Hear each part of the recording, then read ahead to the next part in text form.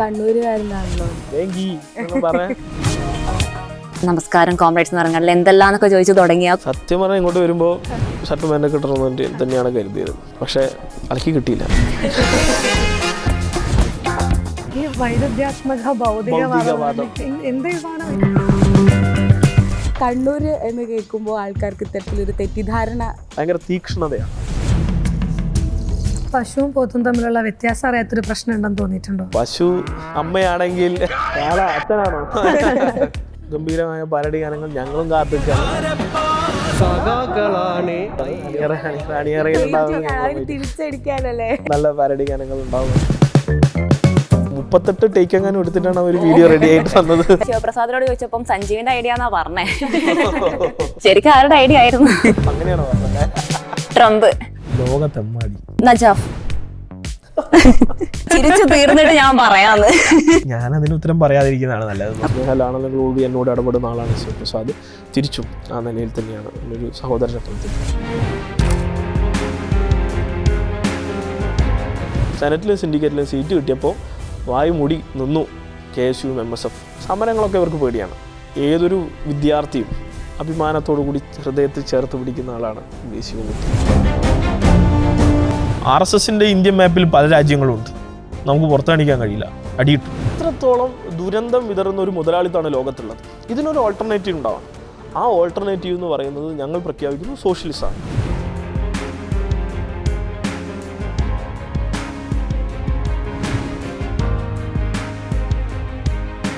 സിനിമകൾ കാണാറുണ്ടോ? അത്യാവശ്യം. ഈ സന്ദേശം എന്ന് പറഞ്ഞൊരു സിനിമയില് ഈ പറഞ്ഞല്ലോ, ഈ ആ സിനിമ തുടങ്ങിയിട്ടാന്ന് തോന്നുന്നു ഈ അന്തർധാര സജീവമാണ് അങ്ങനത്തെ കുറെ ടേംസ് നമ്മൾ കേൾക്കുന്നത്. അതിനകത്ത് എല്ലാ രാഷ്ട്രീയ പാർട്ടികളെയും നല്ലപോലെ കളിയാക്കി വിടുന്ന ഇപ്പോഴും പ്രാധാന്യം ഉണ്ടെന്ന് പറയുന്ന സിനിമ ശ്രീനിവാസൻ സമയത്തൊക്കെ എല്ലാ കാലത്തും നിൽക്കുന്ന ഒരു സിനിമയാണെന്ന് അതിനകത്തുള്ള രാഷ്ട്രീയ രസകരമായിട്ടുള്ള സാധനങ്ങളൊക്കെ വെച്ച് പറയാറുണ്ട്. അപ്പം ആ സിനിമകളെ കുറിച്ച് പറഞ്ഞു വരുന്ന സമയത്ത് ആവിഷ്കാര സ്വാതന്ത്ര്യത്തിനെ പറ്റി പറയുമല്ലോ. സിനിമയാണ്, അതൊക്കെ സിനിമ ആ സെൻസിൽ കണ്ടാൽ പോരെന്ന് പറയും. ഇപ്പൊ കേരള സ്റ്റോറി വരുന്ന സമയത്ത് അതിനെ ന്യായീകരിക്കാൻ ഒരു വിഭാഗം പറയുന്നൊരു ന്യായം കൂടിയാണ് ഈ ആവിഷ്കാര സ്വാതന്ത്ര്യം എന്ന് പറയുന്നത്. അപ്പൊ ഈ പോറ്റിയെ കയറ്റി എന്ന് പറഞ്ഞിട്ട് ശബരിമല വിഷയം വന്ന പാട്ടിനെതിരെ അസഹിഷ്ണുരായിരുന്നു. അസഹിഷ്ണുതൊന്നുമില്ല, വിമർശനം ഉന്നയിച്ചു എന്ന് മാത്രമേ ഉള്ളൂ. അതിലൊരു ഫാക്ച്വൽ എറർ ഉണ്ട് എന്ന് ചൂണ്ടിക്കാണിച്ചുള്ളൂ. അത് റദ്ദ് ചെയ്യണമെന്നൊന്നും ആവശ്യപ്പെട്ടിട്ടില്ല. അതിനുശേഷം തിരിച്ചും പാട്ടുണ്ടാക്കിയില്ലേ? തിരിച്ചും പാട്ടുണ്ട്. ശിവൻകുട്ടി നിയമസഭയിൽ കോൺഗ്രസ് പാടിയല്ലോ, മാത്രമേ ഉള്ളൂ. അതിനർത്ഥം ഇടതുപക്ഷം ഏതെങ്കിലും ഘട്ടത്തിൽ ഒരിക്കൽ പോലും ഒരു ആവിഷ്കാര സ്വാതന്ത്ര്യത്തെ റദ്ദ് ചെയ്യണമെന്ന് നിലപാടെടുക്കാറില്ല. അങ്ങനെ അത് ശരിയാണെന്ന് തോന്നില്ല. അതൊരു ഇടതുപക്ഷ നിലപാടുമല്ല. അപ്പോൾ അതുകൊണ്ട് തന്നെ അതിനോട് വിയോജിപ്പുണ്ടെങ്കിൽ ആ വിയോജിപ്പ് പറഞ്ഞിട്ടുണ്ട്.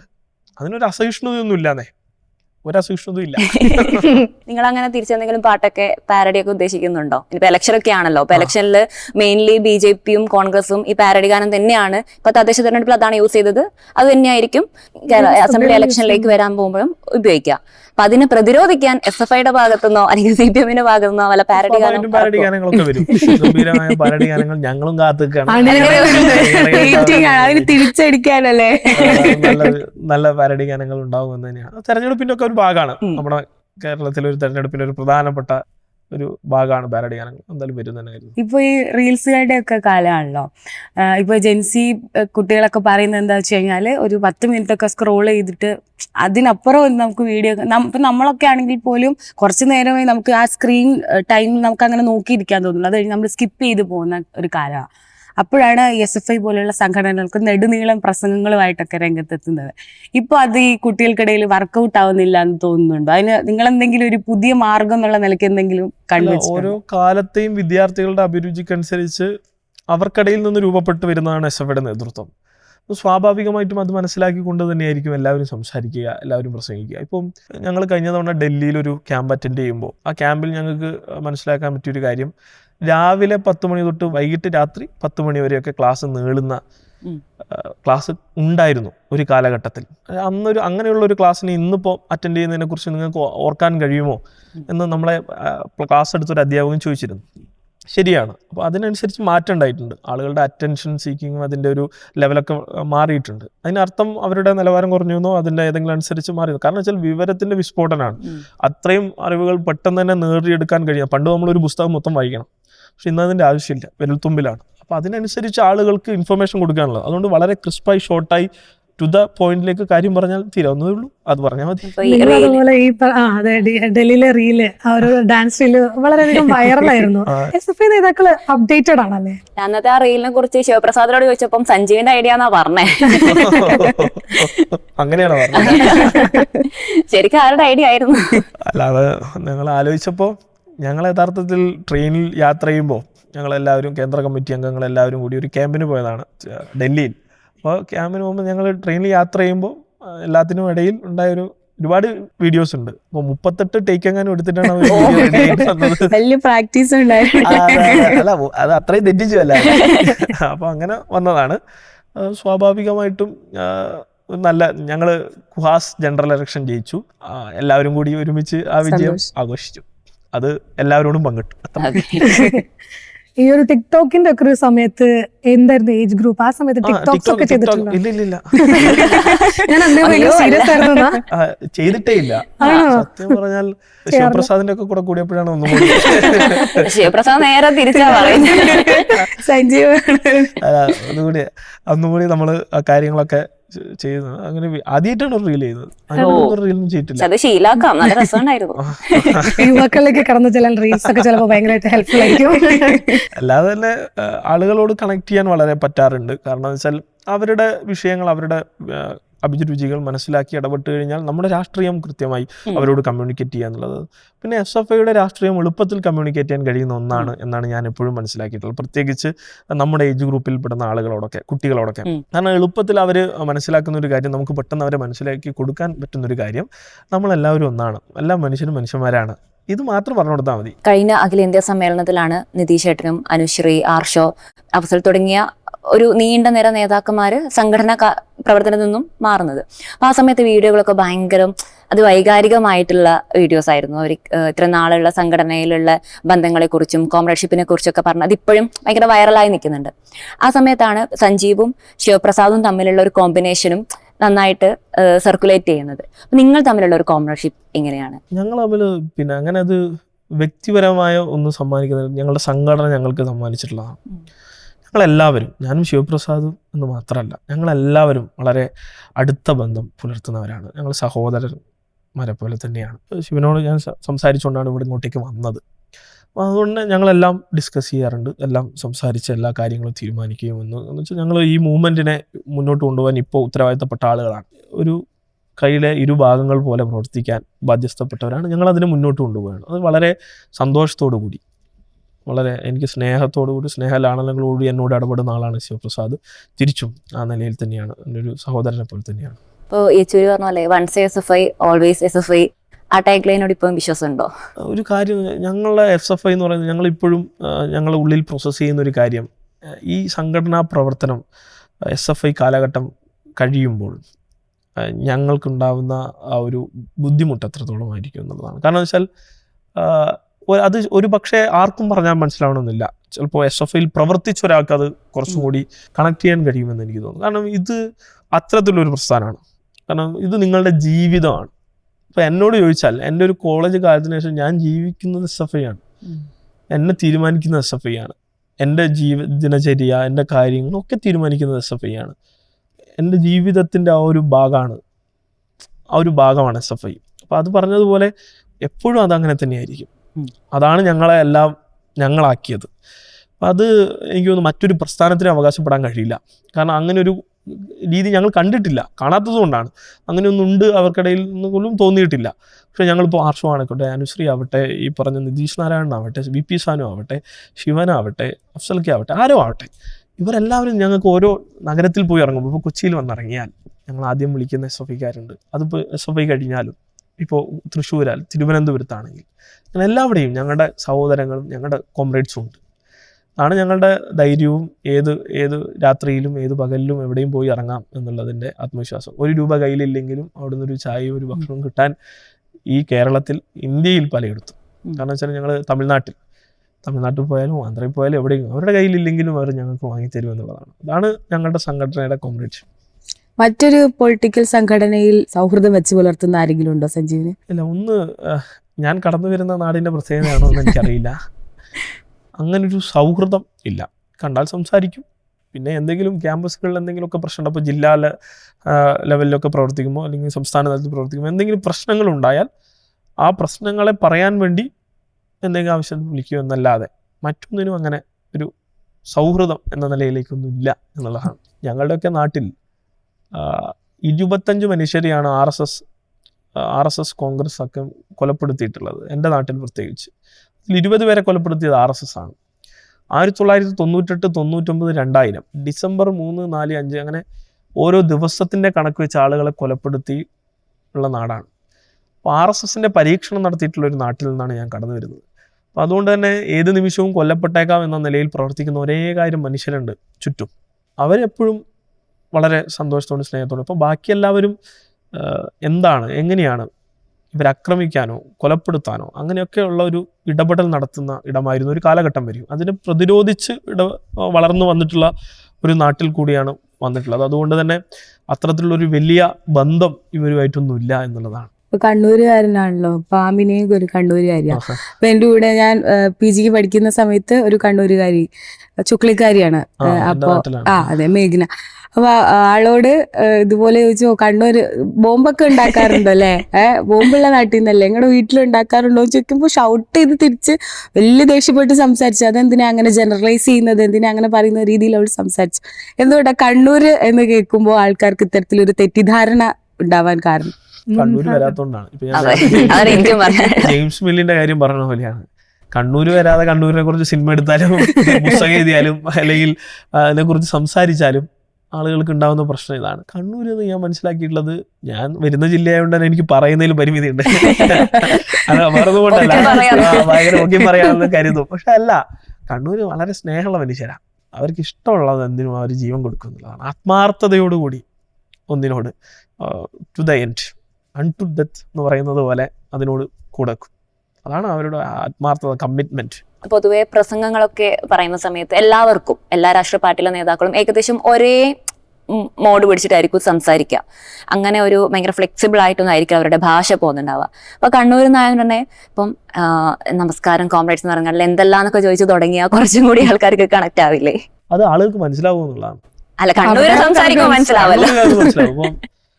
വേഗം വേഗം പെട്ടെന്ന് ഇവർക്കൊന്നും കത്തില്ല. നമ്മളിപ്പോ തിരുവനന്തപുരത്ത് പോയി പ്രസംഗിച്ചാലേ ചിലപ്പോൾ അവർക്ക് മനസ്സിലാവില്ല.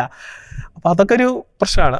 നമ്മൾ ആ വിഷയത്തിന്റെ സീരിയസ്നെസ് അവതരിപ്പിക്കുക എന്ന് പറയുന്നത്, സീരിയസ്നെസ്, നമ്മൾ ഒരു കാര്യത്തിന്റെ ഒരു സീരിയസ്നെസ് പറയുമ്പോൾ അത് ഈ പറഞ്ഞ പോലെ ഭയങ്കര കട്ടിയുള്ള വാക്കുകളല്ലാതെ ഇല്ല, അങ്ങനെ കട്ടിയുള്ള വാക്ക് ഉപയോഗിക്കണമെന്ന് നിർബന്ധമൊന്നുമില്ല. മനസ്സിലാവണ്ടേ? അതൊരു പ്രശ്നമാണ്. ഈ വൈരുദ്ധ്യാത്മക ഭൗതികവാദം എന്താ ഈ സാധനം? ഇവർ ഇത് പറയുമ്പോൾ എനിക്ക് തോന്നുന്നു ഗോവിന്ദ മാഷൊക്കെ പറയുമ്പോൾ, അല്ലെങ്കിൽ കുറച്ചുകൂടെ സീനിയർ ആയിട്ടുള്ള ആൾക്കാരൊക്കെ സംസാരിക്കുമ്പോൾ കട്ടി ഭാഷകൾ നിർബന്ധമാണോ ആശയങ്ങൾ കമ്മ്യൂണിക്കേറ്റ് ചെയ്യാൻ വേണ്ടിയിട്ട്? അല്ല, നമ്മളിപ്പോ പ്രത്യയശാസ്ത്രപരമായിട്ട് അതൊക്കെ ഉണ്ട്. കാൾ മാർക്സ് മുന്നോട്ട് വെച്ചിട്ടുള്ള ഡയലക്റ്റിക്കൽ മെറ്റീരിയലിസം എന്നാണ് അതിന്റെ ഇംഗ്ലീഷ്. എന്നുവെച്ചാൽ ഒന്നുമില്ല, മുതലാളിത്തത്തിന്റെ വിമർശനമാണ്. മുതലാളിത്തം എത്രത്തോളം മനുഷ്യരെ ചൂഷണം ചെയ്യുന്നു, തൊഴിലാളികൾക്ക് വേണ്ടി നല്ലൊരു ലോകത്തെ സൃഷ്ടിച്ചെടുക്കാൻ പറ്റും. ഇതാണ് ബേസിക്. അതിനു വേണ്ടിയിട്ടുള്ള കാര്യം. അത് പറയുന്നതിന് ചില വൈരുദ്ധ്യങ്ങളുണ്ട് എന്ന് പറയുന്നത്. ഇപ്പൊ രാത്രിക്ക് പകലുണ്ട്, സൂര്യൻ ചന്ദ്രൻ എന്നൊക്കെ പറയുന്നത് പോലെ ചില വൈരുദ്ധ്യങ്ങൾ ഇതിൽ പ്രവർത്തിക്കുന്നുണ്ട്. ആളുകൾക്ക് മനസ്സിലാവാത്ത വിധത്തിൽ അല്ല അത് യഥാർത്ഥത്തിൽ ലോകത്തെ ഏറ്റവും കൂടുതൽ വായിക്കപ്പെട്ട പുസ്തകങ്ങളിലൊന്നാണ് കമ്മ്യൂണിസ്റ്റ് മാനിഫെസ്റ്റോ. ഇപ്പം സംഘടനാ പ്രവർത്തനത്തിന്റെ ഭാഗമായിട്ട് കേരളത്തിന് പുറത്ത് ഒരുപാട് നോർത്ത് ഇന്ത്യ സ്റ്റേറ്റിലൊക്കെ പോകേണ്ടി വന്നിട്ടുണ്ടാവല്ലോ. അപ്പൊ അവിടെയുള്ള ജനങ്ങൾ എപ്പോഴും കേരളത്തിൽ നിന്നാണെന്ന് പറയുമ്പോൾ ഏതെങ്കിലും തരത്തിൽ നമ്മളോട് മോശമായിട്ട് പെരുമാറുന്ന അനുഭവങ്ങളോ, നമ്മളെ കുറിച്ച് അവരുടെ കൺസെപ്റ്റ് എന്താ? നോർത്തിലൊക്കെ, പ്രത്യേകിച്ച് ഡൽഹിയിലൊക്കെയാണ് കൂടുതലും സമയം ചെലവഴിച്ചിട്ടുള്ളത്. നമ്മൾ സെൻട്രൽ കമ്മിറ്റിക്കും മറ്റൊക്കെ പോകുന്ന ഘട്ടത്തിൽ. അപ്പോൾ അവിടുത്തെ ആളുകൾക്കൊക്കെ കേരളത്തിലെ സംബന്ധിച്ചിടത്തോളം അറിയാൻ ആകാംക്ഷയാണ്, കേരളത്തിൽ വരാനും ഇഷ്ടമാണ്.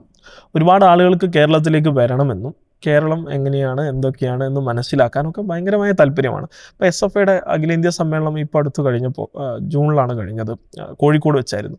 അവിടെ കഴിഞ്ഞപ്പോൾ അവിടെ നിന്നുള്ള ഒരുപാട് പ്രതിനിധികൾ സ്റ്റേ ബാക്ക് ചെയ്തു. എന്ന് വെച്ചാൽ അവർക്ക് കേരളം കാണണം, കേരളത്തിലെ സ്കൂളുകൾ കാണണം, കേരളത്തിലെ ആരോഗ്യ കേന്ദ്രങ്ങൾ കാണണം, കേരളത്തിലെ റോഡുകൾ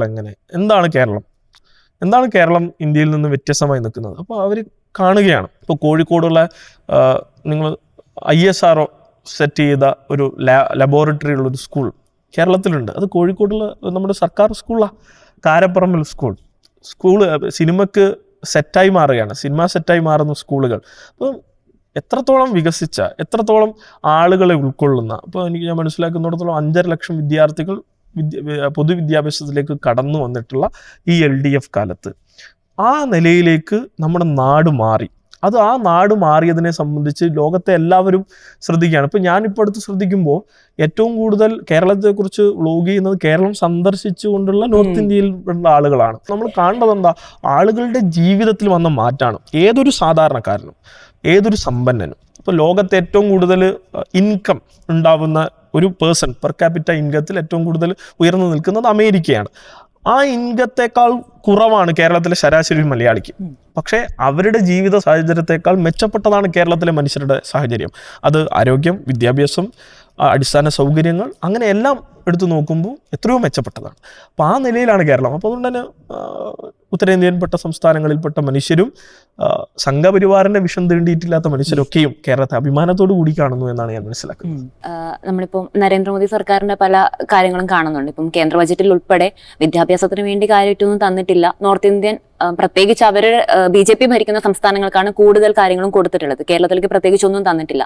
അതേ സമയത്താണ് നമുക്ക് കേന്ദ്ര ഫണ്ടുകൾ തടഞ്ഞു വെക്കുന്നു. PM ശ്രീ പോലെയുള്ള പദ്ധതികൾ നമ്മുടെ മേലേക്ക് സമ്മർദ്ദത്തിൽ കൂടി ഇങ്ങനെ പ്രഷർ ചെയ്യാം നമ്മളെ അവരുടെ പദ്ധതികളിലേക്ക് വേണ്ടി പോകാൻ വേണ്ടി. അപ്പൊ ഈ സമയത്ത് പലതരത്തിലുള്ള ബദലുകൾ കേരളം ഉയർത്തുമ്പോഴും ഇപ്പം നമുക്ക് ഫണ്ട് കിട്ടാത്തതുമായി ബന്ധപ്പെട്ട പല പ്രതിസന്ധികൾ നിൽക്കുന്നുണ്ട്. ഇനിയുള്ള കാലത്ത് ഏതൊക്കെ തരത്തിലായിരിക്കും നിങ്ങൾ ഈ പ്രതിസന്ധികളെ മറികടക്കാൻ ഉദ്ദേശിക്കുന്നത്? നമ്മൾ ഇത്രയും മനസ്സിലാക്കുന്നുണ്ട്. അപ്പം നിങ്ങളും ഞാനൊക്കെ വോട്ട് ചെയ്തൊരു സർക്കാരാണ് ഇവിടെ ഉള്ളത്. എനിവേ, റെസ്പെക്റ്റീവ് ഓഫ് നിങ്ങളുടെ ഏത് പൊളിറ്റിക്കൽ ബിലീഫാണെങ്കിലും നിങ്ങളും ഞാനൊക്കെ വോട്ട് ചെയ്തൊരു സർക്കാരിനെയാണ് നമ്മൾ നിയമസഭ സാമാജികരുടെ രൂപത്തിൽ നിയമസഭയായി കാണുന്നത്. ആ 140 പേർ അവിടെ നിന്ന് പാസ്സാക്കുന്ന ഒരു ബിൽ, ആ ബിൽ എന്ന് പറയുന്നത് എൻ്റെയും നിങ്ങളുടെ കൺസെൻറ്റോട് കൂടിയുള്ളതാണ്, എൻ്റെ നിങ്ങളുടെ ആസ്പിറേഷൻസാണ്. അത് ഒപ്പിടേണ്ട ഉത്തരവാദിത്തം മാത്രമുള്ള ആളാണ് ഗവർണർ. അത് ഒപ്പിടാത്ത ഗവർണറാണെന്ന് കേരളത്തിൽ. അതിനർത്ഥം എന്താ, എൻ്റെയും നിങ്ങളുടെയും തീരുമാനം എടുക്കേണ്ട, എൻ്റെയും എനിക്കും നിങ്ങൾക്കും വേണ്ടി അല്ലെങ്കിൽ നമുക്ക് എല്ലാവർക്കും വേണ്ടി തീരുമാനം എടുക്കേണ്ട നിയമസഭക്ക് ആക്ട് ചെയ്യാൻ കഴിയുന്നില്ല. അതിനർത്ഥം സ്റ്റെറൈലാക്കുകയാണ്. അപ്പോൾ നമ്മുടെ ഒരു 3.25 കോടി ജനങ്ങൾ വോട്ട് ചെയ്ത് തിരഞ്ഞെടുക്കപ്പെട്ട ഒരു സർക്കാരിനെ സ്റ്റെറൈൽ ചെയ്യുകയാണ്. അത് യഥാർത്ഥത്തിൽ എന്താണ് ചെയ്യുന്നത്? സെൻട്രലൈസേഷൻ ഓഫ് പവറാണ്, അധികാരത്തെ കേന്ദ്രീകരിപ്പിക്കുകയാണ്. ഇന്ത്യ യൂണിയൻ ഓഫ് സ്റ്റേറ്റ്സ് ആണ്. QSC ഫെഡറൽ ആണ്, പക്ഷേ യൂണിയൻ ഓഫ് സ്റ്റേറ്റ്സ് ആണ്. അപ്പോൾ യൂണിയൻ ഓഫ് സ്റ്റേറ്റ് എന്ന നിലയിൽ നമുക്ക് വലിയ അധികാര പരിധികളുണ്ട് സർക്കാരിന്. ആ സർക്കാരിൻ്റെ എല്ലാ അധികാര പരിധികളും റദ്ദ് ചെയ്യുകയാണ്. അതിനാദ്യം GST കൊണ്ടുവന്നു, GST മുഴുവനും കൊണ്ടുപോകും, എന്നിട്ട് തരാനുള്ള വിഹിതം തരാതെ വെക്കുന്നു. കേന്ദ്ര ആവിഷ്കൃത പദ്ധതിയിൽ കേരളം ഇല്ലാതാവുന്നു. കാരണം എന്താ, കേന്ദ്രം വെക്കുന്ന സ്റ്റാൻഡേർഡ് ഗൈഡ് ലൈൻസിന് മുകളിലാണ് നമ്മൾ. അത് നമ്മുടെ പ്രശ്നമല്ല, നമ്മൾ മെച്ചപ്പെട്ടു പോയത് നമ്മുടെ പ്രശ്നമല്ല, അത് നമ്മൾ നേടിയെടുത്ത മുന്നേറ്റമാണ്. അപ്പോൾ ആ മുന്നേറിയതുമായി ബന്ധപ്പെട്ട് നമുക്ക് തരുന്നില്ല. എന്നാൽ തരാനുള്ളത് തരണ്ടേ, അതും തരുന്നില്ല. ഇതിന് കാരണം എന്താ? ഇത് പകയാണ്. ഇതൊരു ജനങ്ങളോടുള്ള പകയാണ്. ആ പകയെ വെച്ചിട്ടാണ് ഇന്നിപ്പോ രാജീവ് ചന്ദ്രശേഖരൻ പറയുന്നത് ഇവിടെ BJP സർക്കാർ ആണെങ്കിൽ BJP വരട്ടെ അപ്പൊ തരാം. എന്താ മൂപ്പര് ചെയ്തത്? ബഡ്ജറ്റിന്റെ ദിവസം മൊത്തം നേതാക്കളെ ഇരുത്തി വലിയ PR സ്റ്റണ്ട് നടത്തി. എന്താ, എയിംസ് പ്രഖ്യാപിക്കും, മറ്റു പലതും പ്രഖ്യാപിക്കും. അപ്പോൾ കൈയടിച്ച് കൂടി ആകെ സംഭവമാക്കണം. എന്താ സംഭവിച്ചത്? ആകെ കിട്ടിയത് കടലാമേനയും അതിന്റെ മുട്ടയും അല്ലേ നമുക്ക് അവസാനം കിട്ടിയത്. ഒരു ഭാഗത്ത് ആമ, ഒരു ഭാഗത്ത് തേങ്ങ. പിന്നെ അത് മാത്രമല്ല, ഈ കേരളത്തിൽ, ഒരു ഇന്ത്യ മഹാരാജ്യത്ത് നമുക്ക് സ്വാഭാവികമായി ബുദ്ധിയുള്ള ഒരു മനുഷ്യൻ മനസ്സിലാക്കേണ്ട ഒരു കാര്യം, എയിംസ് ഈ കേരളത്തിൽ വരുന്നുണ്ടെങ്കിൽ ആലപ്പുഴയിലോ ഈ പറഞ്ഞ പല ജില്ലകളിലും മാറി മാറി പറഞ്ഞ് ചീത്തയും വിളിച്ച് നടക്കുന്ന ഒരാളുണ്ടല്ലോ, സിനിമാ നടനൊക്കെ ആയിരുന്നു. അപ്പോൾ അദ്ദേഹം മനസ്സിലാക്കേണ്ടതും അദ്ദേഹത്തിൻ്റെ രാഷ്ട്രീയ പാർട്ടി മനസ്സിലാക്കേണ്ടത്, ഇതിൻ്റെ സ്ഥലം ഏറ്റെടുത്ത് കൊടുക്കേണ്ടത് സർക്കാരാണ്, കേരളത്തിലെ സർക്കാരാണ്. ആ സർക്കാർ സ്ഥലം ഏറ്റെടുത്ത് കൊടുക്കാൻ തയ്യാറാണ്, അത് കാണിച്ചു കൊടുക്കാനും തയ്യാറാണ്. പക്ഷേ നമ്മുടെ ആവശ്യങ്ങളെ പരിഗണിക്കുന്നില്ല. എയിംസ് നമുക്ക് നൽകുന്നില്ല, അതിവേഗ റെയിൽപാത നൽകുന്നില്ല. പക്ഷേ ഇതിനൊക്കെ ഞങ്ങൾക്കുള്ള ഏറ്റവും വലിയ വിമർശനം എന്താണെന്ന് വെച്ചാൽ, ഈ സമ്മർദ്ദമൊക്കെ നടത്തുമ്പോൾ നിശബ്ദരായി UDF അതിൻ്റെ കൂടെ നിൽക്കുകയാണ്. തീരദേശ ഹൈവേ, മലയോര ഹൈവേ, ദേശീയപാത, ഇതിനൊക്കെ തടയുമെന്ന് പറയുന്ന നേതാക്കന്മാരുണ്ടാവുകയാണ്. എന്നാലോ ഈ നാടിൻ്റെ ആവശ്യങ്ങൾ ഉപയോഗിച്ച് ഈ പറഞ്ഞതുപോലെ 19 MPമാരെ ഇവിടുന്ന് വിജയിപ്പിച്ച് പറഞ്ഞയച്ചു ഒരാൾ പോലും നമുക്ക് വേണ്ടി അവിടെ സംസാരിക്കുന്നില്ലെന്ന് മാത്രമല്ല, ഈ കാലഘട്ടത്തിൽ ഈ കേരളത്തിലെ മുഴുവൻ സർവകലാശാലയും RSS കീഴടക്കാൻ നോക്കി. ഈ കേരളത്തിലെ മുഴുവൻ സ്ഥാപനങ്ങളെയും RSS വൽക്കരിക്കാൻ വേണ്ടി നിരന്തരമായി ഇടപെടാൻ ശ്രമിച്ചു. പ്രത്യേകിച്ച് രാജ്യത്തെ അന്വേഷണ ഏജൻസികൾ ഉപയോഗിച്ച് കേരളത്തിലെ സർക്കാർ മേഖലയിൽ വലിയ പ്രതിസന്ധി സൃഷ്ടിക്കാൻ ശ്രമിച്ചു. പക്ഷേ ഇതിനെതിരെങ്കിലും ഒരു ശബ്ദം ഉയർത്താൻ ഇവിടുത്തെ വിദ്യാർത്ഥി സംഘടനകളായ KSU, MSF കടന്നു വരുന്നത് പോലും കണ്ടില്ല എന്ന് മാത്രമല്ല, എവിടെ ഇടതുപക്ഷത്തെ ആക്രമിക്കാൻ കഴിയുമോ അവിടെ അതിനു വേണ്ടി ഒരു സ്കോപ്പ് കണ്ടെത്തുക എന്നുള്ളതാണ് ഇവരുടെ ശ്രമം. നമുക്കൊരു റാപ്പിഡ് ഫയർ പിടിച്ചാലോ? നജാഫ് എന്താ ഒരു വാക്ക് ചിരിച്ചു തീർന്നിട്ട് ഞാൻ പറയാന്ന്. ഒന്നും പറയാനില്ല. നമ്മളെ അത് അല്ല, എനിക്ക് തോന്നുന്നു ഞാൻ അതിന് ഉത്തരം പറയാതിരിക്കുന്നതാണ് നല്ലത്. Okay, Arif Mohammed Khan. Arif Mohammed Khan irresponsible. K Sudhakaran. Loose talk. Rahul Mamkootathil. Anti social. Narendra Modi. Anti national. P K Navas. Calicut വിസിയുടെ സീമന്തപുത്രൻ. ട്രംപ്. ലോകത്തെമ്മാടി. P M Arsho. Comrade. Anusree. Dear comrade. V D Satheesan. Goebbels. Sivaprasad. My dear. Rahul Gandhi. Brand ambassador to BMW. Aloysius Xavier. Very silent in every time. എല്ലാ സമയത്തും ഭയങ്കര നിശബ്ദമാണ്. കുട്ടികളായിട്ടുള്ള വിമർശനം തന്നെയാണ്. Okay, very silent. ഇവിടെ അത്യാധുനിക സൗകര്യങ്ങളുണ്ടെന്ന് പറയുമ്പോഴും കേരളത്തിൽ സ്മാർട്ട് ക്ലാസ്സുകൾ കൂടുന്നു, വിദ്യാഭ്യാസ മേഖല ഡെവലപ്ഡ് ആകുന്നൊക്കെ പറയുമ്പോഴും ഇപ്പോഴും കുട്ടികളുടെ മൈൻഡിൽ IELTS പാസ്സാവണം, പുറത്തേക്ക് പോകണം, ആ ഒരു ചിന്താഗതിയിലാണ് നിൽക്കുന്നത്. എന്തുകൊണ്ടാണ് ഇത്രയും ഫെസിലിറ്റി ഇവിടെ ഉണ്ടായിട്ടും ആ കുട്ടികളെ നമുക്ക് ഇവിടെ പിടിച്ചു നിർത്താൻ സാധിക്കാത്തത്? ഒന്ന്, ഈ മൈഗ്രേഷൻ എല്ലാപ്പം നടക്കുന്ന ഒരു കാര്യമാണ്. ഇപ്പോൾ അതിനെ ഭയങ്കരമായി ചർച്ച ചെയ്ത് കൊണ്ടിരുന്നു. എല്ലാം ഇപ്പോൾ പണ്ട് തൊട്ടേ നടന്നിട്ടുണ്ട്. പക്ഷെ ഞാനിപ്പോൾ മനസ്സിലാക്കിയുള്ള ഒരു കാര്യം, കേരളത്തിൽ റിവേഴ്സ് മൈഗ്രേഷൻ നടക്കുന്നുണ്ട് എന്നാണ്. റിവേഴ്സ് മൈഗ്രേഷൻ്റെ കാര്യം, ആളുകൾ തിരികെ കേരളത്തിലേക്ക് വരികയാണ്. നിങ്ങൾ ഈ പറഞ്ഞ പോലെ തന്നെ IELTS കഴിഞ്ഞ് പോകുന്നവർ പോലും ഒരു ഘട്ടം കഴിഞ്ഞ് അവർ തിരികെ കേരളത്തിലേക്ക് തന്നെ വരികയാണ്. അപ്പോൾ അതുകൊണ്ട് തന്നെ അങ്ങനെ തന്നെയാണ് ഞങ്ങൾ വിശ്വസിക്കുന്നത്. അതിന് ഇപ്പോൾ കേരളത്തിൽ ഇപ്പോൾ ഞാൻ ഇങ്ങോട്ടേക്ക് വന്നു, HMT അവിടെ തൊട്ട് ഇങ്ങോട്ടേക്ക് ഞാൻ കടന്നു വരുമ്പോഴൊക്കെയും കാണുന്നത് ആ കേരളത്തിൻ്റെ മാറ്റാണ്. ചെറുപ്പക്കാരൊക്കെയും ഇതിന് തൊട്ടപ്പുറത്തുണ്ട് എന്നാണ് ഞാൻ കാണുന്നത്. സ്റ്റാർട്ടപ്പ് മിഷൻ്റെ ഭാഗമായി എനിക്ക് തോന്നുന്നു ഒരു 10,000 ബൈക്കുകൾ ഞാൻ അവിടെ കണ്ടു. അതുകൊണ്ട് തന്നെ പ്രതീക്ഷാ നിർഭരമായിട്ടുള്ള ഒരു ഇടപെടലാണ്. പ്രത്യേകിച്ച് എനിക്ക് തോന്നുന്നു ഇത് കളമശ്ശേരി മണ്ഡലമാണ്, വളരെ വലിയ ഇൻഡസ്ട്രീസ് മിനിസ്റ്ററുടെ സ്ഥലം തന്നെയാണ്.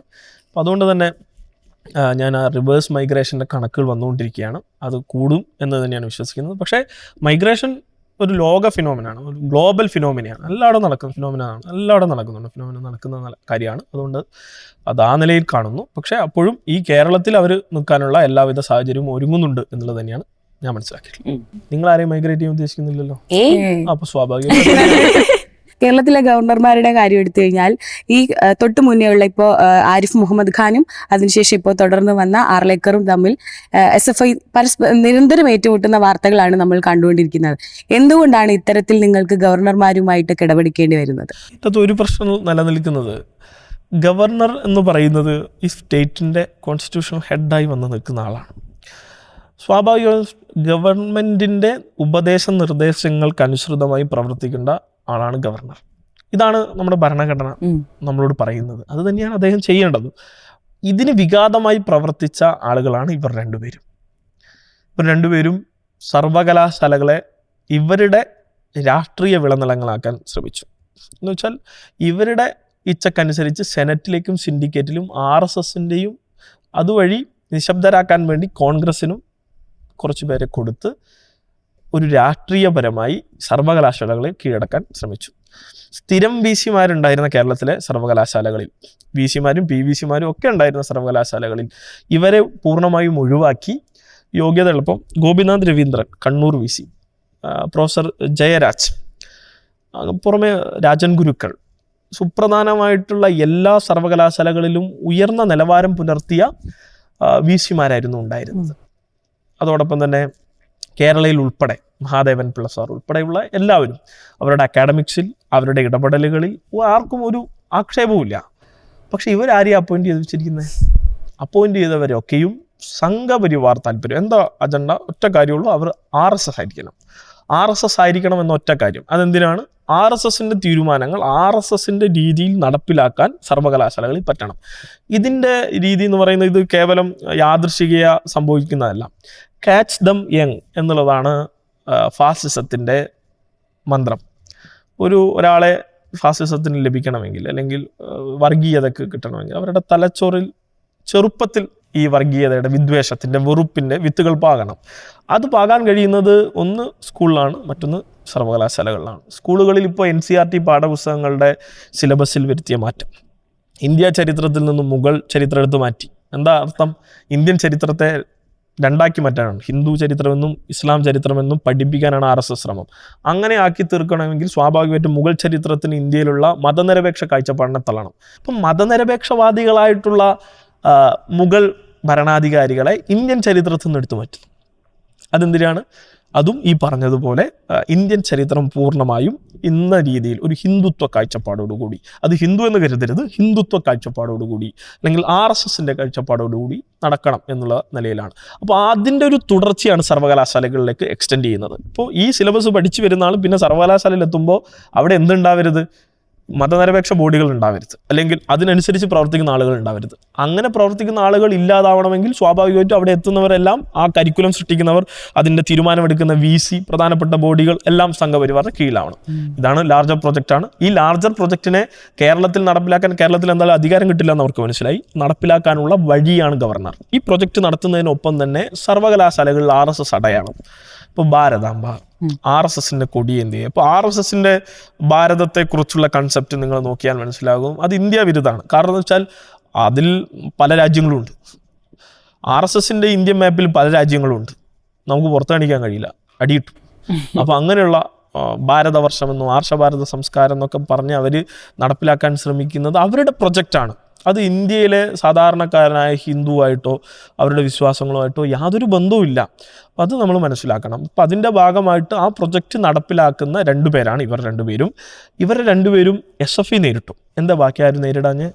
ഞങ്ങൾക്ക് വ്യക്തിപരമായി എന്തെങ്കിലും വിഷയമുള്ളത് കൊണ്ടാണ്. ഇപ്പോൾ നിങ്ങൾ മനസ്സിലാക്കേണ്ടത്, ഗവർണറെ വഴിയിൽ തടയുക, ഗവർണറുമായി നേരിടുക എന്ന് പറയുന്നത് ഇന്ത്യയുടെ ക്രിമിനൽ ചട്ട നിയമങ്ങൾ പ്രകാരം വലിയ കോൺസിക്വൻസ് നേരിടുന്ന പ്രശ്നങ്ങളാണ്, പണിഷബിൾ ഒഫൻസ് ആണ്. കാരണം ഗവർണർ പ്രിവിലേജ്ഡ് ആയിട്ടുള്ള ആളാണ്. അയാളെ ഞങ്ങൾ തെരുവിൽ നേരിട്ടിട്ടുണ്ട്, തടഞ്ഞിട്ടുണ്ട്. അയാളെ ഞങ്ങൾ തടഞ്ഞിട്ടുണ്ടെന്ന് മാത്രമല്ല, അതിൻ്റെ ഭാഗമായി ഞങ്ങളുടെ ഒട്ടനവധി സഖാക്കൾ ത്യാഗനിർഭരമായ പോരാട്ടം നടത്തി ജയിലിൽ കിടന്നിട്ടുണ്ട്.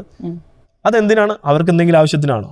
അവരിപ്പോൾ സർവകലാശാലയിൽ പഠിച്ചിറങ്ങിയവരും പഠിക്കുന്നവരും ഇനി ഈ ഘട്ടത്തിലൊന്നും അവരെ അത് ബാധിക്കാൻ പോകുന്നു. പക്ഷെ അവർ വരും തലമുറക്ക് വേണ്ടിയാണ് ആ പോരാട്ടം നടത്തിയത്. ഇപ്പോൾ ഈ വഴിയിൽ തടഞ്ഞ കാര്യം പറഞ്ഞല്ലോ, എപ്പോഴും ആ സമയങ്ങളിൽ വാർത്തകൾ SFI വേഴ്സസ് ഗവർണർ ആ ടാഗ് ലൈൻസ് ആയിരുന്നു. അതിനിടയിൽ എനിക്ക് തോന്നുന്നു പൊതുവേ നമ്മളിങ്ങനെ കരിങ്കോടി കാണിക്കൽ സമരവും വൈതറിയൽ സമരവും നടത്തുമ്പോൾ ആ ആളുകൾ ആർക്കെതിരെയാണോ സമരം അവർ ആ വണ്ടിയിൽ തന്നെ ഇരിക്കുന്നു, നിങ്ങൾ കരിങ്കോടി കാണിക്കുന്നു, പോകുന്നു. അങ്ങനെയാണ് പൊതുവേ ഉണ്ടാവാറ്, ഏത് പാർട്ടിക്കാരാണെങ്കിലും. പക്ഷെ ആരിഫ് മുഹമ്മദ് ഖാൻ വണ്ടിയിൽ നിന്ന് ഇറങ്ങുന്നു, നിങ്ങളുമായിട്ട് നേരിടുന്നു. നിങ്ങൾ പ്രതീക്ഷിച്ചിരുന്നു ഇങ്ങനെ വണ്ടിയിൽ നിന്ന് ഇറങ്ങുന്നു? അങ്ങനെ എന്തെങ്കിലും ഉണ്ടായിരുന്നു? ആദ്യം ഇറങ്ങിയതൊക്കെ ഞെട്ടലോടെയാണ് കണ്ടത്. കാരണം വെച്ചാൽ ഒരു ഗവർണർ റോഡിൽ ഇറങ്ങാൻ ഒരുപാട് സെക്യൂരിറ്റി ഇഷ്യൂസ് ഉണ്ടാക്കും. കാരണം വലിയ സെക്യൂരിറ്റി ഉള്ള ആളാണ്, ചീഫ് മിനിസ്റ്ററുടെ സെക്യൂരിറ്റി ലെവലിൽ തന്നെ നിൽക്കുന്ന ഒരാളാണ്. അപ്പോൾ ആ സെക്യൂരിറ്റി ഇഷ്യൂ ഉണ്ടാക്കിക്കൊണ്ട് ഇദ്ദേഹം പുറത്തിറങ്ങുമ്പോൾ ഇദ്ദേഹത്തിൻ്റെ ഉദ്ദേശം ആക്രമിക്കപ്പെടുക എന്നുള്ളതാണ്. ഇദ്ദേഹത്തിൻ്റെ ഉദ്ദേശം. ഇപ്പോൾ ഏതെങ്കിലും വിധത്തിൽ പ്രകോപനം ഉണ്ടാക്കി ആക്രമിക്കപ്പെടുക. പക്ഷേ വിദ്യാർത്ഥികൾ എന്താണോ സമരം ഉയർത്തിയ മുദ്രാവാക്യം, ആ മുദ്രാവാക്യത്തെ അതുപോലെ ഉൾക്കൊണ്ടുകൊണ്ടാണ് നിന്നത്. ഇപ്പം ചിലരിപ്പോൾ ഇവിടെ യാത്രയൊക്കെ നടത്തുന്നുണ്ടല്ലോ, ആ യാത്രയുടെയൊക്കെ അടുത്ത് പോയി എന്തിനാണ് ഈ യാത്ര എന്ന്, എന്താണെന്ന് സംഭവം എന്ന് മനസ്സിലാക്കാത്ത ചില തൊഴിലാളികളെ കൊണ്ട് ഇറക്കുന്നുണ്ട്. ഇതങ്ങനെയല്ല, കുട്ടികൾക്കറിയാം എന്തിനാണ് സമരം, എന്താണ് വിഷയം, ആ വിഷയത്തെ അവർ അഡ്രസ്സ് ചെയ്യാണ്. പറയാം ആരിഫ് മുഹമ്മദ് ഖാൻ പുറത്തിറങ്ങുന്നത് ഇന്നതിനൊക്കെ വേണ്ടിയാണ്. അതിന് നിന്നുകൊടുത്തില്ല SFI. അതിന് നല്ല ഭംഗിയോടുകൂടി കൈകാര്യം ചെയ്ത് കൈയടക്കത്തോടുകൂടി ഓരോ വിദ്യാർത്ഥിയും സ്വയം ശിക്ഷിതമായ അച്ചടക്കം പാലിച്ച് അവർ ആ സമരത്തെ കൈകാര്യം ചെയ്തു എന്നുള്ളതാണ്. അന്ന് ആ ഘട്ടത്തിലൊന്നും നമുക്കൊന്നും ചെയ്യാൻ കഴിയില്ല. ഒരു 500 പേര് നിൽക്കുമ്പോൾ ഗവർണർ ഇറങ്ങി വരികയാണ്. നിങ്ങൾ കണ്ടിട്ടുണ്ടാവും, കോഴിക്കോട് മിഠായി തെരുവിലൂടെ കഴിക്കാൻ പോകുന്നു, യൂണിവേഴ്സിറ്റിയിൽ വന്ന് ഈ കുട്ടികളോടാണെന്നേ, ഈ വിദ്യാർത്ഥി സംഘടനാ പ്രവർത്തകരോടാണ് ഈ സംസ്ഥാനത്തിൻ്റെ ഹെഡ് ഫൈറ്റ് ചെയ്യുന്നത്. എത്രത്തോളം ബാലിഷാണ്! അതിൻ്റെ അർത്ഥം എന്താ? അവർ ഭയക്കുന്നു എന്നുള്ളതാണ്. ഈ സമരങ്ങളെയൊക്കെയും അവർ ഭയക്കുന്നു. സമരങ്ങളൊക്കെ അവർക്ക് പേടിയാണ്. കാരണം അങ്ങനെയുള്ള സമരങ്ങളൊന്നും കണ്ടോ, അങ്ങനെ സമരം ചെയ്തോ വളർന്നു വന്നിട്ടുള്ള ഒരു സംഘടനാ പാരമ്പര്യമല്ല സംഘികൾക്കും അവരുടെ രാഷ്ട്രീയം. ഇപ്പോൾ ഉത്തരേന്ത്യൻ രാഷ്ട്രീയത്തിൽ അങ്ങനെ ഒരു രീതിയേ ഇല്ല. കാരണം ആ രീതിയിലാണ് അവരുടെ അവരുടെ രാഷ്ട്രീയം എന്നൊക്കെ പറയുന്നത് പണക്കൊഴുപ്പിലും അതോടൊപ്പം തന്നെ ഈ വർഗീയതയിൽ ഊന്നിയിട്ടുള്ള RSS കാഴ്ചപ്പാടിലും. അപ്പോൾ അതുകൊണ്ട് തന്നെ അവർക്കിതൊക്കെ അന്താളിപ്പായിരുന്നു. ഈ അമേരിക്കയിൽ നമ്മൾ ഇവിടെ ട്രംപിനെതിരെ സമരങ്ങളും പ്രതിഷേധങ്ങളൊക്കെ ഉണ്ടാകുന്ന സമയത്ത് അതും ഇതുപോലെ സോഷ്യൽ മീഡിയയിൽ ഭയങ്കരമായിട്ട് ട്രോൾ ചെയ്യപ്പെടുന്നുണ്ട്. എന്തിനാണ് ഈ അമേരിക്കയിൽ നടക്കുന്ന ഒരു സാധനം, ഇപ്പൊ വ്യാപാര കരാറല്ല, അതിന് തൊട്ട് മുമ്പായിരുന്നു തോന്നുന്നു, അവിടെ നടക്കുന്നതിന് ഈ കൂത്താട്ടകുളത്തിൽ പ്രതിഷേധിച്ചിട്ട് എന്താ കാര്യം എന്ന് ചോദിക്കുന്ന ഒരു വിഭാഗം ആൾക്കാരുണ്ട്. അതിന്റെ ഒരു സീരിയസ്നെസ് മനസ്സിലാക്കാണ്ടോ? അത് ശരിക്കും ഇപ്പോൾ കാര്യങ്ങൾ മനസ്സിലാക്കാത്തതുകൊണ്ടാണ്. ഇപ്പോൾ ഇൻഡോ-US കരാർ 5000 കോടി രൂപയുടെ കരാറാണ്. 5000 കോടി രൂപയുടെ കരാർ ഇന്ത്യ ഒപ്പിടുന്നതോടുകൂടി ഇന്ത്യൻ തീരുവ 16%, അമേരിക്കയ്ക്ക് 16% കുറച്ചു അമേരിക്ക. ഇതുണ്ടാകുന്നതോടുകൂടി ഇന്ത്യയിലെ ഒരു സാധാരണക്കാരൻ ഇവിടെ ഉണ്ടാക്കുന്ന ഏതൊരു ഉൽപ്പന്നത്തിനും നേരിടാവുന്ന ചില ഭീഷണികളുണ്ട്. ഇന്ത്യൻ മാർക്കറ്റ് നേരിടുന്ന ഒരു ഭീഷണിയുണ്ട്. അത് ഇന്ത്യയിലെ ഏതൊരു സാധാരണക്കാരനെയും ബാധിക്കും. അപ്പോൾ ആസിയാൻ കരാറിനെതിരെ association for south east Asian nation അതിനെ സംബന്ധിച്ചിട്ടുള്ള ഒരു കരാർ, ആ കരാറിനെതിരെ ശക്തമായി പ്രതിഷേധിച്ചു. അപ്പോൾ ആസിയാൻ കരാർ അറബിക്കടലിൽ നിന്ന് പ്രഖ്യാപനമായിട്ടൊക്കെ ഇടതുപക്ഷ പാർട്ടികൾ, എന്താ വിഷയം? ഈ നാട്ടിലെ സാധാരണക്കാരൻ്റെ ജീവിതത്തെ ബാധിക്കുന്ന വിഷയമാണ്. ആ വിഷയത്തെ ഉയർത്തിപ്പിടിച്ചാണ് സമരം. ആ വിഷയത്തെ ബോധ്യപ്പെടുത്താനുള്ള ഉത്തരവാദിത്വം സമരം ചെയ്യുന്നവർക്കുണ്ട്. ആ സമരം ചെയ്യുമ്പോൾ സ്വാഭാവികമായിട്ട് ആളുകൾ ഉൾക്കൊള്ളേണ്ട ഒരു കാര്യം, ഇന്ന് പ്രത്യേകിച്ച് 1990-കൾക്ക് ശേഷം ലോകം ഓപ്പൺ അപ്പാണ്. നിങ്ങൾക്കിപ്പോൾ ഈ നിമിഷം അമേരിക്കയെ കണക്ട് ചെയ്യാം, ഈ നിമിഷം നിങ്ങൾക്ക് ലോകത്തെ ഏത് രാജ്യത്തെയും കണക്ട് ചെയ്യാം. അപ്പം അങ്ങനെയുള്ളൊരു സമയത്ത് ലോകത്തെ ഏത് നിമിഷവും ഏത് ഘട്ടത്തിൽ നടക്കുന്ന എന്ത് വിവരങ്ങളും നമുക്ക് അറിയാൻ പറ്റുമെന്നുള്ളൊരു സമയത്ത് ആ തീരുമാനങ്ങൾ നമ്മളെയും ബാധിക്കുമെന്ന് നമ്മൾ തിരിച്ചറിഞ്ഞേക്കണം. ഇപ്പം നമ്മൾ ഇത്രയും മനസ്സിലാക്കുന്നു, റഷ്യ-ഉക്രൈൻ യുദ്ധം നമ്മളെ ബാധിച്ചില്ലേ? റഷ്യ-ഉക്രൈൻ യുദ്ധത്തെ തുടർന്ന് റഷ്യയിൽ നിന്ന് ഓയിൽ വാങ്ങുന്നത് നിങ്ങൾ അവസാനിപ്പിച്ചില്ല എങ്കിൽ അമേരിക്കയിൽ ജീവിക്കുന്ന മനുഷ്യർക്ക്, ഇന്ത്യക്കാരായിട്ടുള്ള മനുഷ്യർക്ക് വിസ അതിൻ്റെ പൈസ കൂട്ടും എന്ന് ട്രംപ് ഭീഷണിപ്പെടുത്തി 50% തീരുവയിലേക്ക് എത്തിച്ചു. പിന്നെ അതിന്റെ കൂടെ പിഴ. അതിന് പുറമെ ഇപ്പോ റഷ്യയിൽ നിന്ന് ഓയിൽ വാങ്ങിയെന്ന് നിർത്തിയാൽ മാത്രമേ നിങ്ങൾ ടാക്സ് കുറക്കൂ എന്ന് പറഞ്ഞാണ് 16% എത്തിച്ചത്. ഇപ്പം നമ്മുടെ രാജ്യത്തിന്റെ കാര്യം തീരുമാനിക്കാൻ പോലും നമുക്ക് കഴിയുന്നില്ല. എന്നിട്ടാണ് നമ്മൾ കൂത്താട്ടുകുളത്ത് സമരം ചെയ്യുമ്പോൾ അതിനെ ട്രോൾ ചെയ്തുകൊണ്ട് കാര്യമില്ല. അപ്പൊ അവരെയൊക്കെ ബോധ്യപ്പെടുത്തണം. അതിനർത്ഥം അവരുടെ പ്രശ്നമാണെന്നല്ല, ഈ സാർവദേശീയ ബോധം എല്ലാവർക്കും ഉണ്ടാവണം എന്നാണ് എൻ്റെ അഭിപ്രായം. കാരണം എന്ന് വെച്ചാൽ അങ്ങനെയുള്ള ഒരു കാര്യം നമുക്ക് എല്ലാവർക്കും ഉണ്ടാകും. എന്താണ് ലോകത്ത് നടക്കുന്നത് എന്ന് വെച്ചാൽ എല്ലാം അറിയണമെന്നല്ല, പക്ഷേ അപ്പൊളിറ്റിക്കലായി മാറാതെ എന്താണ് അതുകൊണ്ട് നമുക്കെന്ത് മാറ്റം ഉണ്ടാവും, എന്താണ് നമുക്ക് സംഭവിക്കാൻ വേണ്ടി പോകുന്നത്. നമ്മൾ ഈ സോഷ്യൽ മീഡിയയിൽ ഓൺലൈൻ മീഡിയകളാണ് തോന്നുന്നു, ഈ പ്ലക്കാർഡൊക്കെ ആയിട്ട് കുട്ടികളുടെ അടുത്ത് പോകും, ഇയാളെ അറിയും, ഏതെങ്കിലും മിനിസ്റ്ററിനെ കാണിച്ചിട്ടാവും ഈ കാണുന്ന ആളെ അറിയോ ആരാന്ന് ചോദിക്കുമ്പോൾ ചില കുട്ടികൾക്ക് ധാരണയുണ്ട്, നമ്മുടെ ശിവൻകുട്ടി മിനിസ്റ്ററെയൊക്കെ കാണിച്ചപ്പോൾ നമ്മുടെ പൂക്കി മിനിസ്റ്റർ അല്ലേ എന്നൊക്കെ പറയുന്ന ഒരു വിഭാഗം കുട്ടികളുണ്ട്. അതേസമയം ഇതാരാണെന്ന് അറിയാതെ വളർന്നു വരുന്ന അപ്പൊളിറ്റിക്കലായി ചിന്തിക്കുന്ന പല കുട്ടികളും ഇപ്പോഴുണ്ട്. എന്തുകൊണ്ടായിരിക്കും കുട്ടികൾക്ക് രാഷ്ട്രീയത്തോട് ഒരു വിമുഖത ഈ കാലഘട്ടത്തിൽ ഉണ്ടാകുന്നത്? ഒരു വിഭാഗം കുട്ടികൾ അങ്ങനെയും വളർന്നു വരുന്നില്ലേ? ശിവൻകുട്ടി മിനിസ്റ്ററുടെ പേര് പ്രത്യേകം പറഞ്ഞുകൊണ്ട് പറയാം. കേരളത്തിലെ ഏറ്റവും കൂടുതൽ ജഡ്ജ് ചെയ്യപ്പെട്ട മിനിസ്റ്ററാണ് ശിവൻകുട്ടി മിനിസ്റ്റർ. പ്രിജുഡിസ് ആയിരുന്നു എല്ലാവരും. വരുമ്പോൾ തന്നെ അദ്ദേഹത്തെ അത്രമേൽ ആക്രമിച്ചു മന്ത്രിയാന്ന്. പക്ഷേ കേരളത്തിൽ ഇന്ന് ഏതൊരു വിദ്യാർത്ഥിയും അഭിമാനത്തോടു കൂടി ഹൃദയത്തിൽ ചേർത്ത് പിടിക്കുന്ന ആളാണ് വി ശിവൻകുട്ടി. ഇപ്പം എല്ലാ കാര്യത്തിലും പാഠപുസ്തകം, യൂണിഫോം, ഭക്ഷണം, ഒരു വിദ്യാർത്ഥിയാണെങ്കിൽ ഒരു വിദ്യാർത്ഥി എല്ലാ പ്രോട്ടോക്കോളുകളും എല്ലാ ചട്ടങ്ങൾക്കും അപ്പുറം ആ വിദ്യാർത്ഥിയോടൊപ്പമാണ് നിൽക്കേണ്ടതെങ്കിൽ ഒരു സർക്കാരിനെ മൊത്തം ആ വിദ്യാർത്ഥിയോടൊപ്പം നിർത്തുകയാണ്. നിങ്ങൾ കണ്ടിട്ടുണ്ടാവും, കേരള സ്കൂൾ കലോത്സവത്തിൽ ഒരു വിദ്യാർത്ഥിക്ക് പങ്കെടുക്കാൻ കഴിഞ്ഞില്ല, വീട്ടിൽ നിന്നാണ് ആ കുട്ടി മത്സരിച്ചത്. ഒരു സർക്കാർ മൊത്തം ആ കുട്ടിയോടൊപ്പമാണ്. അതാണ് നമ്മൾ കണ്ടത്, ഒരു മൊത്തം സംവിധാനം. ഇതാണ് ഞങ്ങൾ ഉദ്ദേശിക്കുന്ന രാഷ്ട്രീയവും. അപ്പോൾ അദ്ദേഹം അത് വളരെ ഭംഗിയിൽ കൈകാര്യം ചെയ്തു. ആൻസറിങ് നിങ്ങളുടെ ക്വസ്റ്റ്യനുള്ള ഉത്തരം, ഈ പറഞ്ഞ പ്രശ്നം വളരെ ശ്രദ്ധയോടുകൂടി അഭിസംബോധന ചെയ്യേണ്ടതാണ്. അതിൽ സ്കൂൾ ലെവൽ തൊട്ട് വിദ്യാർത്ഥി സംഘടനാ പ്രവർത്തനത്തിന് സാധുത ഉണ്ടാവണം. അതിന് ഇപ്പോൾ സ്കൂൾ പാർലമെന്റ് തെരഞ്ഞെടുപ്പ് നടക്കുന്നുണ്ട്. പക്ഷെ ആ തെരഞ്ഞെടുപ്പോടുകൂടി ഈ പ്രോസസ്സിനെ അവസാനിപ്പിക്കുകയാണ് പലരും ചെയ്യുന്നത്. ഒരു ചടങ്ങ് പോലെ. അതെ. അത് ചിലപ്പോഴൊക്കെ ഇയാൾ സ്കൂൾ ലീഡർ ആവട്ടെ, ഇയാൾ സ്കൂൾ വൈസ് ചെയർപേഴ്സൺ, ഇങ്ങനെയൊക്കെ പറഞ്ഞങ്ങോട്ട് പോവുകയാണ്. പക്ഷെ അതിനപ്പുറത്തേക്ക് ഈ പ്രോസസ്സിനെ അവരെ പഠിപ്പിക്കുന്നില്ല. എന്താണ് ജനാധിപത്യം? ലോകത്തെ തന്നെ ഏറ്റവും വലിയ ജനാധിപത്യ രാഷ്ട്രമാണല്ലോ. അപ്പോൾ എന്താണ് ജനാധിപത്യം, എന്താണ് എക്സസ് ചെയ്യപ്പെടുന്നത്, അത് കൃത്യമായി അവരെ പഠിപ്പിക്കുന്നില്ല. അതോടൊപ്പം എങ്ങനെ സമൂഹത്തെ കാണണം, എന്താണ് കാഴ്ചപ്പാട്, എന്താണ് ഭരണഘടന നമ്മളോട് പറയുന്നത്. ഇപ്പോൾ ഭരണഘടനയുടെ ആമുഖവും ഇതൊക്കെ പഠിപ്പിക്കാൻ വേണ്ടി തീരുമാനിച്ചിട്ടുണ്ട്. അതിന് പുറമെ അവരെ പൊളിറ്റിക്കലാക്കാൻ, കക്ഷി രാഷ്ട്രീയമല്ല, അവർക്ക് പൊളിറ്റിക്കലായിരിക്കണം. എന്താണ് ഇപ്പോൾ ഒരു സ്ത്രീയോട് സംസാരിക്കുമ്പോൾ അവരോട് എന്തൊക്കെ സംസാരിക്കാം, അല്ലെങ്കിൽ എങ്ങനെ പെരുമാറണം, തിരിച്ചെങ്ങനെ, എന്താണ് ജെൻഡർ ന്യൂട്രാലിറ്റി, എന്താണ് ജെൻഡർ ഇക്വാലിറ്റി, ഇതൊക്കെയും മനസ്സിലാക്കി കൊടുക്കാൻ നമുക്ക് പറ്റണം. ഇത് ചെറുപ്പത്തിൽ കൊടുക്കേണ്ട പഠനമാണ്. അപ്പം അതുകൊണ്ട് തന്നെ ഇപ്പം അത്രത്തോളം പുരുഷ മേധാവിത്വ സമൂഹത്തെ സൃഷ്ടിക്കാനാണ് സംഘപരിവാർ ഉദ്ദേശിക്കുന്നത്. ഒരു പരിധിവരെ അങ്ങനെയാണ് ഇന്ത്യൻ സമൂഹവും. പക്ഷെ അതിനെ മറികടക്കാൻ ശ്രമിക്കുന്ന ഒരു സമൂഹമാണ് കേരള സമൂഹം. അപ്പം അത്തരത്തിലുള്ള ഒരു തലമുറയെ സൃഷ്ടിച്ചെടുക്കണമെങ്കിൽ സ്വാഭാവികമായിട്ടും പാഠ്യഭാഗങ്ങളിലും ഇത്തരത്തിലുള്ള രാഷ്ട്രീയ പഠനങ്ങളും ഉണ്ടാകണം. ആ രാഷ്ട്രീയ പഠനത്തിന് കൂടുതലായിട്ടുള്ള ഇടപെടൽ വിദ്യാർത്ഥി സംഘടനകൾ എന്ന നിലയിൽ ഞങ്ങൾ ഉറപ്പായും ചെയ്യും. പക്ഷേ സർക്കാർ സംവിധാനങ്ങളുടെ ഭാഗമായും പൊതു സംവിധാനത്തിന്റെ ഭാഗമായി അത്തരം ഇടപെടലുകൾ കൂടി ഉണ്ടാവണം എന്നുള്ളതാണ് അഭിപ്രായം. പൊതുവേ നമ്മൾ B.Ed ഇപ്പം ഈ കുട്ടികളൊക്കെയും എന്താ മോഡലായിട്ട് നിൽക്കുന്നത് ടീച്ചേഴ്സാണ്. ഇപ്പം B.Ed സ്കൂളിലേക്ക് കോളേജുകളിലേക്ക് വരുന്ന സമയത്ത് അവിടെ ഇപ്പം സ്ത്രീകൾക്ക് സാരിയാണ് അവരുടെ യൂണിഫോം, അല്ലെങ്കിൽ അത് ഇട്ടിട്ട് മാത്രമേ വരാൻ പാടുള്ളൂ. അപ്പോൾ ഈ അടുത്ത് ഒരു സ്കൂളിൽ നിന്ന് സെക്യൂരിറ്റി ചേട്ടൻ ടീച്ചർ ചുരിദാർ ഇട്ട് വന്നപ്പം പുറത്ത് നിർത്തുന്ന ഒരു സാഹചര്യം ഉണ്ടായിട്ടുണ്ട്. അപ്പോൾ ഈ B.Ed സിസ്റ്റം മുതൽ നമ്മൾ ഈ സിസ്റ്റം ഒക്കെ മാറി വരേണ്ടതില്ലേ? അവർക്ക് ചുരിദാർ ഇടാൻ പറ്റുന്ന ആൾക്കാരുടെ അല്ലെ യൂണിഫോം ആക്കിയാലും പ്രശ്നമില്ല. ഇപ്പോഴും പണ്ടത്തെ അതേ വ്യവസ്ഥിതിയിൽ സ്ത്രീകൾ ഇന്നേ ഡ്രസ്സ് മാത്രം ഇട്ടിട്ട് വരണം, അല്ലെങ്കിൽ ഈ രീതിയിൽ നിങ്ങൾ കുട്ടികളെ പഠിപ്പിക്കണം എന്നൊക്കെ ആ സിസ്റ്റം മുതൽ താഴോട്ടേക്ക് കറക്റ്റ് ആവുമ്പല്ലേ ഈ പ്രശ്നങ്ങളൊക്കെ തീർന്നു കിട്ടുള്ളൂ. നമ്മുടെ നാട്ടിൽ ഈ വാർപ്പ് മാതൃകകൾ ഭയങ്കരമായിട്ട് ഇഷ്ടപ്പെടുന്ന ആളുകളുണ്ട്. ഇപ്പോൾ കല്യാണം കഴിഞ്ഞാൽ പെൺകുട്ടി ഭർത്താവിൻ്റെ വീട്ടിൽ പോകണം, അല്ലെങ്കിൽ ഇങ്ങനെയായിരിക്കണം പെരുമാറേണ്ടത്. ഇപ്പോൾ പാട്ട് തന്നെ ഉണ്ടല്ലോ ഭാര്യയെക്കുറിച്ച്, അല്ലെങ്കിൽ അധ്യാപികയെക്കുറിച്ച്. ഓരോത്തിനും ഓരോ വാർപ്പ് മാതൃകയുണ്ട്. ഒരു പെർഫെക്റ്റ് മാൻ, ഒരു പെർഫെക്റ്റ് വുമൺ, അല്ലെങ്കിൽ എല്ലാത്തിനും ഒരു മാതൃക, ഒരു നല്ല അധ്യാപകൻ, ഇതൊക്കെ ഒരു വാർപ്പ് മാതൃക ഉണ്ടാക്കി വെച്ചിട്ടുണ്ട്. ഇതൊക്കെ ഉണ്ടാക്കി വെച്ചാരെന്നുള്ളത് നമ്മൾ പ്രത്യേകം നോക്കണം. അപ്പോൾ ഈ വാർപ്പ് മാതൃകകളെ പൊളിക്കാൻ പലരും യാഥാസ്ഥികവാദികൾ പലപ്പോഴും എതിർത്തിട്ടുണ്ട്. അപ്പോൾ ആ വാർപ്പ് മാതൃകകളെ പൊളിക്കുക എന്നുള്ളത് ആവശ്യമാണ്. ഇത് മാറേണ്ടതാണ്. ഇപ്പോൾ ജെൻഡർ ന്യൂട്രൽ യൂണിഫോം കൊണ്ടുവന്നപ്പോൾ ഇവിടെ സമരം നടത്തി കലാപം ആഹ്വാനം ചെയ്ത പോലെയായിരുന്നു മുസ്ലിം ലീഗും MSF ഒക്കെ ഇടപെട്ടത്. അവരുടെ ഒരു രീതി പോയതേ എന്നുവെച്ചാൽ എങ്ങനെയൊക്കെ വിവാദം ഉണ്ടാക്കാം, ഒരു സമൂഹത്തിൻ്റെ മുന്നോട്ട് പോക്കിനെ എങ്ങനെയൊക്കെ പിടിച്ചു നിർത്താം, സ്വത്വവാദികൾ എന്ന് വിളിച്ച് എന്തൊക്കെ നടപ്പിലാക്കിയെടുക്കാം എന്നുള്ളതൊക്കെയാണ് അവരുടെയൊക്കെ ഒരു ബോധ്യം. എങ്ങനെയൊക്കെ ഇതിനെ പുറകോട്ട് വലിക്കാം.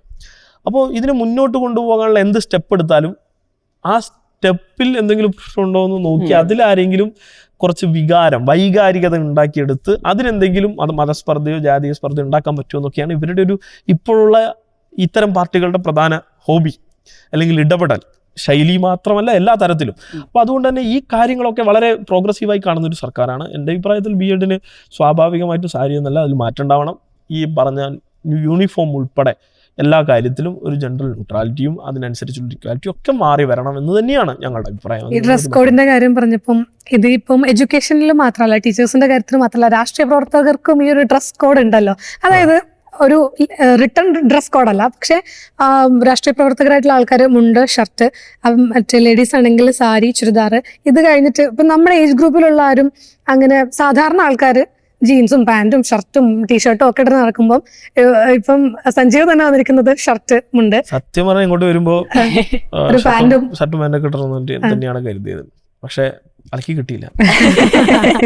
അല്ല, അപ്പൊ ഞാൻ ചോദിച്ചെന്ന് വെച്ചാല് അങ്ങനെ ഇപ്പൊ ഒരു അതും മാറണം, അൺറിട്ടൺ സാധനം. അപ്പൊ നിങ്ങൾക്ക് അതൊരു ബ്രേക്ക് ദ റൂൾസ് ചെയ്തൂടെ? മാറണം എന്നുള്ളത് ആ റൂൾസ് ഒക്കെ ബ്രേക്ക് ചെയ്തൂടെ? നിങ്ങൾ ഒക്കെ വിചാരിച്ചാൽ അത് മാറ്റാൻ പറ്റും. ഞങ്ങളൊക്കെ ഇപ്പോൾ സാധാരണ അതൊക്കെ ധരിക്കാറുണ്ട്, ചില പരിപാടികൾക്കും മറ്റതൊക്കെ ധരിക്കാറുണ്ട്. പക്ഷേ ഇത് കുറച്ചും കൂടി ഞങ്ങൾ ഇടുന്നത് ഞങ്ങളുടെ ഒരു കംഫർട്ട് എന്ന നിലയിലാണ് ഇട്ട് ശീലമായി. അതുകൊണ്ട് അങ്ങനെ ഇനിയിപ്പം അല്ലാതെ ഇപ്പൊ ജീൻസും ടീഷർട്ടും ഒക്കെ ഇട്ടിട്ട് ഒരു പാർട്ടിന്റെ മീറ്റിംഗിന് പോയി കഴിഞ്ഞാൽ, അതായത് അങ്ങനത്തെ മീറ്റിംഗിന് പോയി കഴിഞ്ഞാൽ സീരിയസ്നെസ് പോകും എന്നുള്ളത് അങ്ങനെയൊന്നും കരുതുന്നില്ല. എന്നെ കണ്ട പക്വത ഇല്ലാത്ത ആളാന്ന് വിചാരിക്കുന്നത്. അയ്യോ, അങ്ങനെയൊന്നുമില്ല. നമ്മുടെ വാക്കുകളിൽ, നമ്മുടെ ഇടപെടലുകളിൽ നമ്മൾ സ്വാഭാവികമായിട്ടും നമ്മൾ പ്രതിധ്വനിക്കും. അതിൽ നമ്മുടെ വസ്ത്രം പ്രത്യേകിച്ച് എന്തെങ്കിലും കാര്യമാണെന്ന് തോന്നുന്നില്ല. അതൊരു നമ്മുടെ ഒരു ആട മാത്രമാണ്. പക്ഷേ ഇപ്പോൾ ഇത് ശീലമായിപ്പോയി. എന്നാലും മറ്റ് ഇതൊക്കെ ഉപയോഗിക്കാറുണ്ട്, ടീഷർട്ടും പാൻസൊക്കെ ഉപയോഗിക്കാറുണ്ട്. നടൻ കിഷോർ പറഞ്ഞു 2014 ഒരു അങ്ങനെ ഒരു അവസരം കിട്ടിക്കഴിഞ്ഞാൽ തിരിച്ചു പോക്ക് ഉണ്ടായി കഴിഞ്ഞാൽ മോദിയെ മാറ്റും, പ്രധാനമന്ത്രിയെ മാറ്റും എന്ന് പറഞ്ഞു. സഞ്ജീവിന് ഇത്തരത്തിൽ ഒരു തിരിച്ചു പോക്കുണ്ടെങ്കിൽ ആദ്യം ചെയ്യുന്ന കാര്യം എന്തായിരിക്കും? തിരിച്ചു പോയി അങ്ങനെ ആരെങ്കിലും മാറ്റാനുള്ള പ്ലാൻ ഉണ്ടോ? അങ്ങനെ മാറ്റം അദ്ദേഹം പറഞ്ഞ സ്റ്റേറ്റ്മെന്റ് ആവർത്തിക്കുന്നതിൽ അതുണ്ട്, ആ ആഗ്രഹം ഉണ്ടെന്നാണോ? തീർച്ചയായും. ഇന്ത്യ ഇത്രത്തോളം അപകടകരമായിട്ടുള്ള ഒരു സ്ഥിതിയിലേക്ക് എത്താൻ കാരണം അദ്ദേഹം എന്നല്ല, അദ്ദേഹത്തിൻ്റെ രാഷ്ട്രീയ പാർട്ടിയാണ്, സംഘമാണ്. ആ രാഷ്ട്രീയ സംഘം ഇന്ത്യ എന്ന കൺസെപ്റ്റിനെയാണ് ആക്രമിക്കുന്നത്. ആ ഇന്ത്യ എന്ന കൺസെപ്റ്റും ഇന്ത്യ എന്ന കാഴ്ചപ്പാടും നമ്മൾ സൃഷ്ടിച്ചെടുത്തത് ഇപ്പം നമ്മൾ പറയില്ലേ, അതൊരു സ്ഥലമല്ല, അവിടുത്തെ ജനങ്ങളാണ് ഒരു രാജ്യത്തെ സൃഷ്ടിക്കുന്നത്. ആ ജനങ്ങൾ നമ്മളെല്ലാവരും കൂടിയതാണ് ഇന്ത്യ. ആ ഒരു നാട്ടിലെ ഒരു സ്ഥലം, ഒരു ബോർഡറോ അതൊന്നും അല്ല തീരുമാനിക്കുന്നത്, മറിച്ച് ആ ജനങ്ങൾ. ഇപ്പം നമ്മളെല്ലാവരും കൂടി നാളെ മറ്റൊരു പ്രദേശത്ത് പോയി ജീവിച്ചാലും നമ്മൾ ഇന്ത്യക്കാരാണ്. അപ്പോൾ ആ ഇന്ത്യ എന്ന ബോധത്തെയാണ് അവർ ഇല്ലാതാക്കാൻ ശ്രമിച്ചുകൊണ്ടിരിക്കുന്നത്. അപ്പോൾ അത് വളരെ അപകടകരമാണെന്ന് തോന്നിയിട്ടുണ്ട്. അപ്പോൾ ബീഫ് വീട്ടിൽ വെച്ചു എന്നുള്ള പേരിൽ കൊല്ലപ്പെടുന്നു എന്നുള്ളൊരു സാഹചര്യം നിങ്ങൾ ഈ കേരളത്തിനൊന്ന് ആലോചിച്ച് നോക്കും. നിങ്ങളുടെ വീട്ടിൽ, നിങ്ങളിവിടെ പാലക്കാട്, നിങ്ങളിവിടെ തിരുവനന്തപുരം, നിങ്ങളിവിടെ കണ്ണൂർ, നിങ്ങളുടെ വീട്ടിൽ ഇങ്ങനെ ബീഫ് വെച്ചതിൻ്റെ പേരിൽ RSS വന്നിട്ട് ആളുകളെ കൊല്ലുന്നു എന്ന് നിങ്ങളൊന്ന് ആലോചിച്ച് നോക്കൂ. എത്രത്തോളം ഭീതിതമായ അന്തരീക്ഷമാണ്. നമ്മളിതൊന്നും ഇവിടെ വരില്ല എന്ന് കരുതുന്ന ആശ്വാസത്തോടെ ഇരിക്കുകയാണല്ലോ. ഈ ഭീതിതമായ അന്തരീക്ഷം ഇന്ന് ഇന്ത്യയിലുണ്ട്, നിങ്ങളുടെ നാട്ടിലുണ്ട്, രാജ്യത്തുണ്ട്.